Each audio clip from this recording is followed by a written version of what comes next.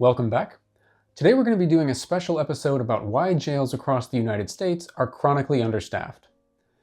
Anyone who works in a jail knows that there are worker shortages. The most common vacancies are among corrections officers, but medical, mental health, and support teams sometimes have vacancies as well. What I'm going to prove to you today is that the reason for these shortages is that officers are not paid enough, which is because local governments can't afford to pay them enough. Then we'll get into why this is the case. Let's start by looking at some data. According to the US Census Bureau, local jails lost about 17,000 corrections officers between 2013 and 2023. The Bureau of Labor Statistics expects this trend to continue, forecasting a 7% reduction in correctional officers in the US by 2034. Some jails are currently understaffed by as much as 50 or 60%. Here's one example from a jail in Atlanta, which is short 59% of their established staffing pattern. Another facility in Virginia has been running at 50% staffing for the past 5 years. These are outliers, but nationally, it's common for correctional facilities to run 20 to 30% short-staffed. For those who don't know, running short-staffed in a correctional facility is quite bad. When you're short-staffed, you have longer shifts, mandatory overtime, increased officer burnout, reduced safety, and more frequent lockdowns. Since inmates don't like to be locked down, the more you lock them down, the more irritable they become. This leads to more mental health problems, more fights, and various other issues. From an officer perspective, you're looking at working long hours in a dangerous environment with inmates who are irritable and mentally ill, and you might be doing it alone. According to an Associated Press article on the Fulton County Jail, linked in the description, there are times when one officer is responsible for monitoring 200 inmates at once. So this job sucks, basically. You would think that a job like this would have a high turnover. And you'd be right. Turnover in correctional facilities in the US is between 20% and 30% annually. So every 3 to 5 years, your entire staff have turned over. On top of this, because correctional facilities don't close, governments are forced to pay overtime for the few officers they do have. The cost of this overtime can be in the hundreds of millions annually in a single state, and when you aggregate across states, national overtime costs almost certainly reach into the billions. Now, the billion-dollar question is, why are these facilities so poorly staffed? Well, it turns out that not all of them are. Some facilities have been able to maintain 95% or more of their staffing pattern. So what are they doing differently that other correctional facilities are not? I'm going to give you 2 examples of departments that have successfully addressed staffing challenges and one that stays at 95% staffing regularly. And then we'll look at what these departments have in common. First, the Utah Department of Corrections. This department was down about 400 corrections officers in February 2024. In a little over a year, they were able to hire about 350 additional officers. Administrators now say they have so many applicants for corrections that they're running a wait list. What did they do to turn things around? They increased officer pay by 40%, improved advertising for the job, and streamlined the hiring process. Okay, for our second example, the Wisconsin Department of Corrections. The department was looking at a vacancy rate of 56% in February 2024. In a little over a year, they had hired so many officers that the vacancy rate was down to 17%. What was their strategy? They increased officer pay by 65%. And that's it. From what I can tell, that was pretty much their main strategy. For our third and final example, the Arapahoe County Jail in Colorado. I read an article that mentioned that the Arapahoe County Jail is unique in that they regularly function at 95% of their staffing capacity. I reached out to them to see if they would speak to me about how they manage this. A big thank you to John at the Arapahoe County Sheriff's Office for taking the time to talk to me. John gave me several reasons why he believes they're able to maintain high staffing levels in their jail. First, they offer a very competitive salary, which starts at almost $80,000 a year, with pay increases based on longevity and rank. They have reasonable shifts, with most officers working 4 10-hour days. Most jails I'm familiar with, they either run on 8 or 12-hour shifts. Their jail has a reputation for being a good place to work. They have a streamlined hiring process, which includes frequent contact with applicants throughout the hiring process. This is important because it can sometimes take weeks to hire someone for a jail position because you have to do a written test, fitness test, psych test, pass a background check, etc. This frequent communication limits the number of potential recruits who get tired of waiting for a call back and then take jobs elsewhere. Finally, John advised that the police force for the county hires almost exclusively from the jail. In this way, they incentivize anyone who wants to work on the police side to come and work for the jail first. Thanks again to John for sharing all of this. So, what do these departments have in common? They fixed or avoided staffing issues by setting higher compensation to make their jobs competitive.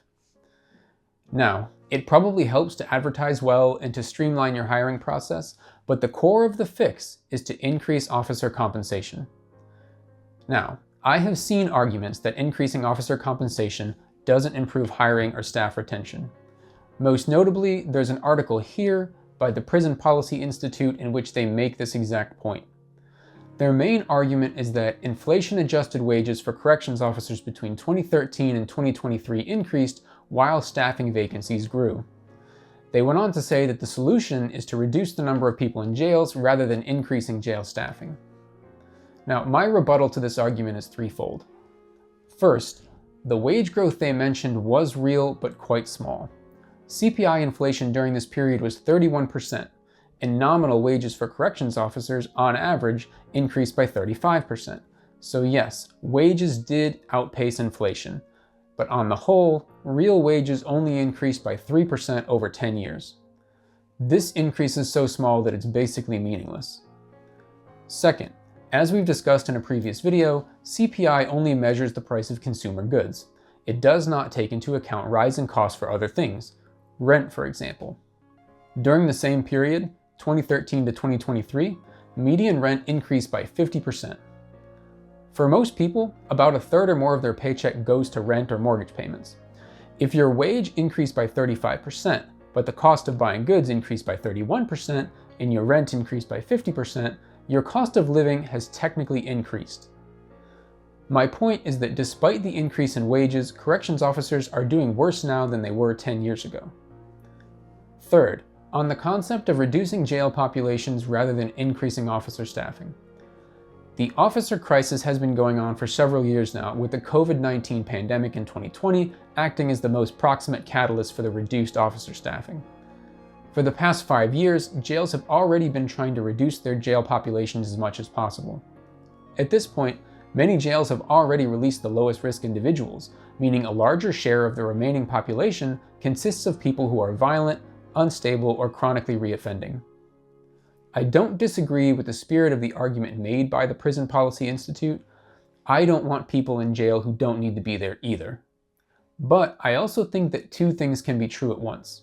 We can say that we want to get anyone out of a jail who doesn't need to be there, and at the same time admit that we want appropriate officer staffing for the people who do need to be in jail in order to protect their safety and dignity. So I don't think that the conclusion that increasing wages doesn't work is grounded in the evidence. In fact, the evidence we have shows the opposite. In the examples we discussed earlier, the through line for every jurisdiction was that they increased or maintained high staffing levels primarily by making sure that officers were well compensated for their work. Now, this next part is important because it explains why this problem keeps repeating no matter how hard administrators try to address it. The concept I want to introduce is what economists call opportunity cost. What opportunity cost means is that whenever you buy one thing, the cost of that thing is all the possible things that you could have instead. For example, if you buy a car for $50,000, yes, it costs you that cash, but it also costs you what you could have done with that money instead. You could have invested it in stocks, you could have put a down payment on a house, or saved it for your kid's college fund. In the career market, people don't buy jobs with money, they buy jobs with time. When considering where they want to work, they have to consider what they're getting in return for the time they spend working. So taking a job as a corrections officer means that they are giving up what they could have been getting for their time as a plumber, an electrician, or any other available job. So if the only thing people considered was money, then the job of a corrections officer would have to pay at least as much as other jobs that require a similar level of experience. So our first question should be, how does officer pay stack up against jobs with similar job requirements? According to the data from the Bureau of Labor Statistics, the median corrections officer salary in the US is about $53,000 a year as of 2023. According to the same database, this salary is roughly equivalent to truck drivers or city bus drivers. Corrections pays about $5,000 to $10,000 less than the median salary for police officers. This is important to note because a lot of corrections officers who are good at their jobs will leave to become police officers to make more money. Let's look at some other jobs that people might do instead of being corrections officers. Now, some of these jobs require a bit of education or an apprenticeship before you start making the full salary, but none of them require a college degree. Okay, so here we go. Crane operators at $65K a year, railroad workers at $75K a year, electricians at $62K a year, plumbers at $63K a year, and HVAC mechanics at $60K a year. So, like I said, most of these jobs require a year or two of education or apprenticeship, but the requirements are really not that high. That said, the comparison is unfavorable for corrections, which tends to have wages that are roughly 15 to 20% lower than alternative careers. And when you look at wages, you don't just want to consider wages at the time of hire, but you want to consider the potential for wage growth over the course of your career. A lot of the trades I mentioned increase in wage compensation with skill and years of experience. This just isn't as pronounced in corrections. An officer with 20 years of experience isn't usually paid much more than an officer with 5 years of experience, and sometimes the pay is the same. Even gaining rank to sergeant or lieutenant doesn't always significantly increase wages, though it might significantly increase responsibilities. So the pay for corrections in general is not great. Now, how much a job pays is only one part of the equation. You also have to consider the experience of doing the job. Corrections officers work in environments that are depressing and dirty, usually without many windows or natural light. They're routinely exposed to violence and trauma, working shifts that are awkward, often in the middle of the night, with mandatory overtime. They have a lot of responsibility and potential liability if they make a mistake, and the profession itself is often stigmatized in a culture which is suspicious of law enforcement. So, the pay is not great and the job itself is hard. When you consider this, it makes sense that not very many people want to be corrections officers. And we should have predicted this. We've mentioned the economist Adam Smith in a previous video. In his seminal work, The Wealth of Nations, he lays out the criteria that should be used to determine how much a job should pay. This includes things like how dangerous is the job, how stressful is it, how unpleasant is it, and how much responsibility does it require. The point he was making was that if a job is dangerous, stressful, unpleasant, and requires you to be responsible, then it should command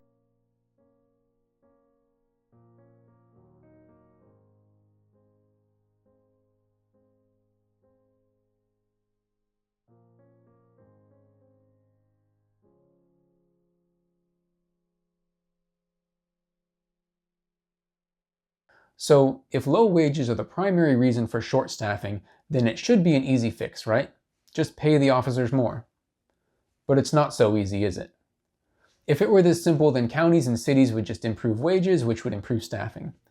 So why don't they do this? Well, you might be surprised to know that most local governments that run jails would love to do this.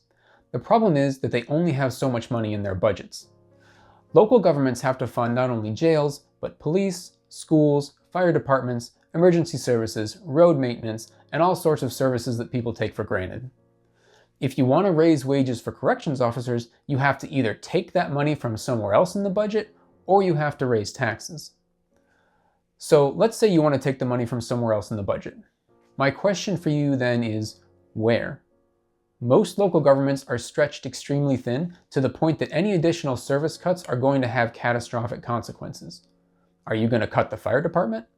Are you going to cut emergency services? You might be wondering why county budgets are so stretched and why they don't just raise taxes to improve services. Well, the second question is more straightforward, so we'll answer that first, and then we'll get into the weeds about why county budgets are so stretched in the first place. The main reason that counties can't just raise taxes for their services is that there are laws in most states designed to prevent this. States can cap local property taxes and have the authority to prevent local governments from implementing local income taxes or sales taxes. So that's the simple answer. And this is actually extremely problematic, but we'll come back to it later. For now, let's just go back to the first question, which is why local government budgets are so stretched in the first place. Paradoxically, in order to understand why local budgets are so stretched, we need to look at federal and state budgets first. So rewind the clock to the 1970s and early 1980s, which, if you haven't noticed by now, is sort of the start of most of our problems. It was around this time that the federal government, instead of just fully funding social programs like they did up to this point, they started issuing block grants to states and telling them to figure out how to use the money to fund the programs. Now, it's important to note that these programs are often federally mandated. This means that you have to do them. The move from direct funding to block grants is crucial to understanding our problem. With a block grant, the federal government just gives a fixed amount of money that doesn't change depending on the needs of the state. For instance, the federal government says your mental health block grant is $20 million for 2024. Then in 2025, you find that you have 5% more people who need services, and the medications they need are also 5% more expensive. The federal government doesn't care that these costs have increased. Your 2025 block grant is still $20 million. If block grants don't get increased annually to match rising costs, then the real value of the block grant is eroded a little more every year. A good real-world example of this is the Temporary Assistance to Needy Families program, or TANF. TANF is paid to states by a federal block grant, which is funded at the same dollar value in 2025 as it was in 1996. Obviously, things cost more now than they did in 1996, so the real value of the TANF block grant has fallen by 40%. A lot of other state programs were changed to block grants as well, including substance abuse treatment block grants and mental health block grants. These grants have not kept pace with inflation and rising demand, and so they are also underfunded. In effect, block grants just offload the financial responsibility for the programs the federal government created onto state governments. Listen, I know it feels like we're in left field right now, but I promise you this is relevant to why your jail will never be fully staffed. So remember that these federal programs are mandated. The state can't just say, "Oh, federal government, you didn't give us enough money, so we can't provide this service." It doesn't work like that. The state still has to do it. When the federal government tells the state government to do something but then doesn't give them the money to do it, this is called an unfunded mandate. States also give unfunded mandates to local governments, which we will come to momentarily. So anyway, the block grants were just one example. On the whole, the federal government has been cutting back on the monetary assistance they give to state governments, but still expects them to provide services. So what do the states do? Well, they see their costs expand, and they also don't want to increase taxes because raising taxes is politically toxic. Most people want the government to provide services, but don't understand that that money has to come from tax revenue.